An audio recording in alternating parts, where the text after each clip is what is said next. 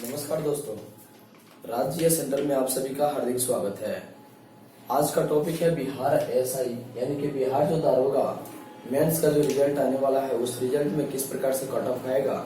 और किस प्रकार के यानी कि आरक्षण वाले कोटि के लिए कितना प्रकार से लाभदायक होगा, इसके बारे में डिटेल से बताने जा रहा हूँ। अगर आप मेरे चैनल पर नए हैं तो सब्सक्राइब कर लें और वीडियो को लाइक करें, शेयर करें और कमेंट जरूर करें, ठीक है। तो चलिए आज का टॉपिक है, सबसे पहले बिहार दारोगा मेंस का जो आएगा रिजल्ट उसका कट ऑफ कितना जाएगा, ठीक है। तो जैसे कि सभी लोग एग्जाम दिए हैं और एग्जाम में जानते हैं कि कितने नंबर के एग्जाम हुए थे और इस तरह से हम देखते हैं कि कट ऑफ जो जाएगा टोटल पोस्ट की जो संख्या थी वो 2213 थी। यानी कि बिहार दारोगा की जो अभी हाल फिलहाल में जो एग्जाम हुई है उसमें टोटल पोस्ट की जो संख्या थी वो कितनी थी 2213, जिसमें हम देखते हैं कि टोटल क्वेश्चन की संख्या यानी कि इस परीक्षा में बिहार दारोगा की परीक्षा में जो प्रश्न जो पूछा हुआ था वो प्रश्न टोटल कितना था, 100 नंबर का प्रश्न पूछा गया था, जिसमें टाइमिंग यानी कि समय जो दिया गया था आपको 2 घंटा का दिया गया था और प्रश्नों की टोटल जो संख्या थी वो कितने थे, वह टोटल प्रश्नों की जो संख्या थी वह 100 थी, जिसमें समय 2 घंटे का दिया गया था। अभी देखते हैं कि क्वेश्चन लेवल किस प्रकार से था। तो क्वेश्चन लेवल तो टॉप था, लेकिन हम देखते हैं कि इसमें 18 से 20 ऐसे क्वेश्चन थे जो कि टॉप लेवल के क्वेश्चन थे, लेकिन बाकी जितने भी क्वेश्चन थे सभी नॉर्मल थे। लेकिन तैयारी करने वाले बच्चा के लिए यह काफी मतलब कि लाभदायक था और जो स्टूडेंट तैयारी नहीं करते हैं उनके लिए तो मतलब होता है क्वेश्चन कोई भी टॉप नहीं होता है। इसमें टोटल क्वेश्चन जो लेवल जो था ना, यह टॉप क्वेश्चन के अगर दृष्टिकोण से देखा जाए इसमें 18 से 20 क्वेश्चन ऐसे थे जो कि टॉप लेवल के क्वेश्चन थे, जिसमें मैथ और रीजनिंग के क्वेश्चन थे। यानी कि टॉप लेवल के जो क्वेश्चन पूछे गए थे या बिहार दारोगा में, उसमें सबसे अधिक 18 से 20 जो टॉप लेवल के यानी कि हाई लेवल का जो क्वेश्चन पूछा गया था वह मैथ और रीजनिंग का क्वेश्चन था। और इसमें टोटल जो एडमिट कार्ड इशू हुआ था वह 45,000 मतलब कि एडमिट कार्ड इशू हुआ था, निकला हुआ था, लेकिन परीक्षार्थी जो थे वे मात्र 13,000 ही प्रेजेंट मतलब कि उपस्थित हुए थे।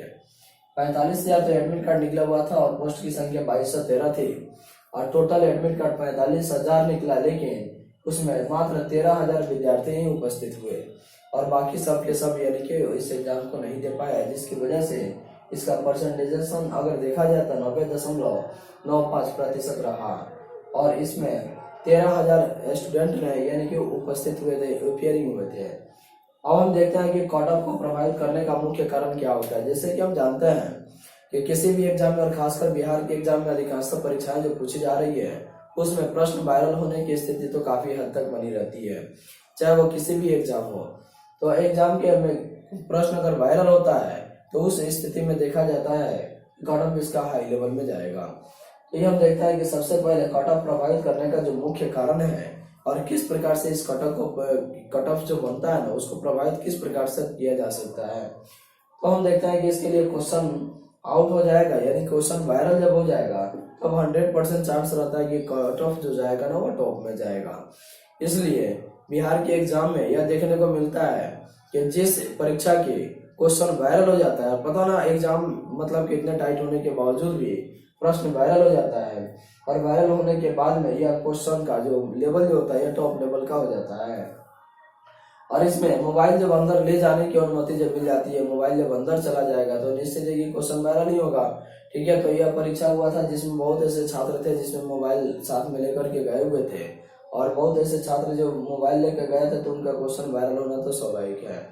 और उसके बाद आपस में जो बातचीत करने का मतलब होता है कि आपस में जब बातचीत करते हैं तो जनरल मार्किंग की स्थिति में हो जाता है और एग्जाम उस ढंग का होता नहीं है और थोड़ी सी मतलब कि सीट तो हाई है और इसमें 13,000 उपस्थित है तो कट ऑफ तो हाई जाना ही है। और किस प्रकार से कट ऑफ बनता है और किस प्रकार से कट ऑफ हाई लेवल तक पहुंचता है इसका यही सारा कारण है। और आयोग का अलग अलग आंसर शीट देना, जैसे कि आयोग जो है ना, जैसे कि बिहार पुलिस दारोगा आयोग जो है यह आपको जो मतलब कि हम जानते हैं कि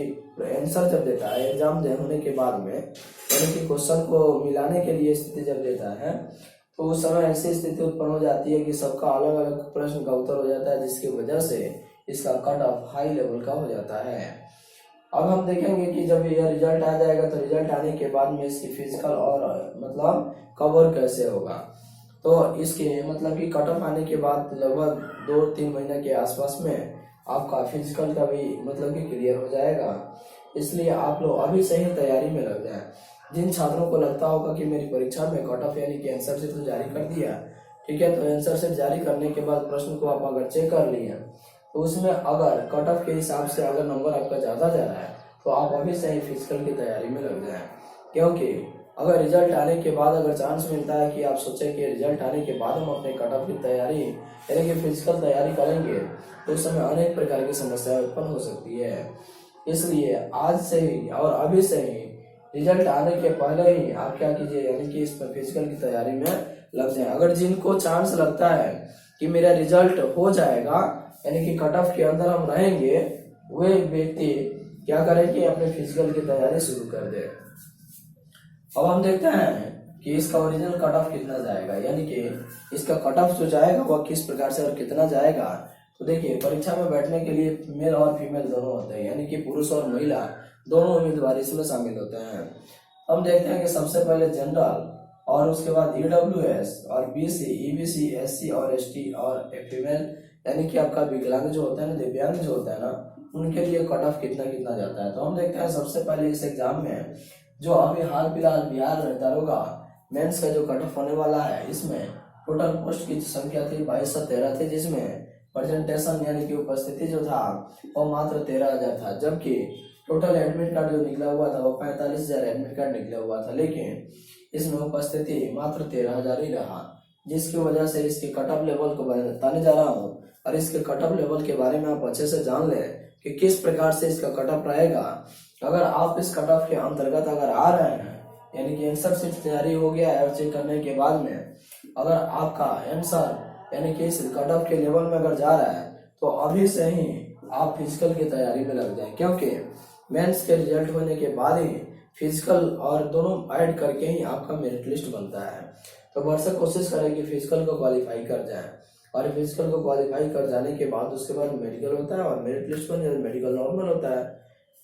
तो अब हम देखेंगे कि किस प्रकार से यानी कि मेल और फीमेल में यानी कि जनरल का कट ऑफ कितना जाएगा। तो जनरल का कट ऑफ मेल में 72 से लेकर के 74-75 के आसपास जा सकता है, इससे ज्यादा होने की संभावना नहीं है, क्योंकि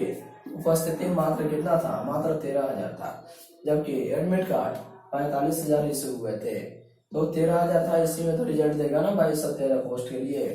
तो जिन छात्रों को लगता होगा कि मेरा 72 से 75 के आसपास या 74 के आसपास उनका अगर रिजल्ट अगर रह रहा है, तभी अपना फिजिकल की तैयारी में लग जाए। जबकि जनरल की फीमेल का जो 61 प्लस में यानी कि 61 से लेकर 63 या 64 के आसपास इनकी कट ऑफ फीमेल की यानी महिला की जा सकता है। उसके बाद ईडब्ल्यूएस यानी कि जनरल का ही एक भाग है ईडब्ल्यूएस, इसमें यानी कि मेल का 69% पर जा सकता है, 69, जबकि फीमेल का मात्र 56 पर जा सकता है। और इसमें 2-3 नंबर ऐड किया जा सकता है, यानी कि इसमें प्लस पॉइंट में दे करके हम चलेंगे इस सब में, इससे प्लस यानी कि जा सकता है, इससे ज्यादा होने की उम्मीद तो नहीं है, लेकिन भरसक कोशिश कीजिए कि अगर इतना से प्लस में अगर आप हैं तो आप अपने तैयारी में लग जाए, क्योंकि मेंस की तैयारी के बाद फिजिकल तैयारी करने का समय बहुत कम ही मिलता है। इसलिए आज अगर आपको पता हो, अगर आपका मेरिट अगर इसके अंतर कट ऑफ के अंतर्गत अगर आ रहा है तो आप भरसक कोशिश करें कि इसकी तैयारी में अभी से ही लग जाए, क्योंकि फिजिकल में तैयारी करने में समय लगता है, और फिजिकल अगर कंप्लीट हो गया तो समझिए कि आपका मेरिट लिस्ट बनने में किसी प्रकार से दिक्कत नहीं होगी।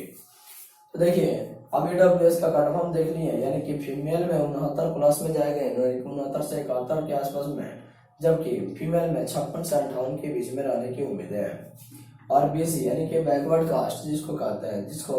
यानी कि BC2 के अंतर्गत यानी कि 68 से 70 प्लस में जाने की इनकी उम्मीद रहती है,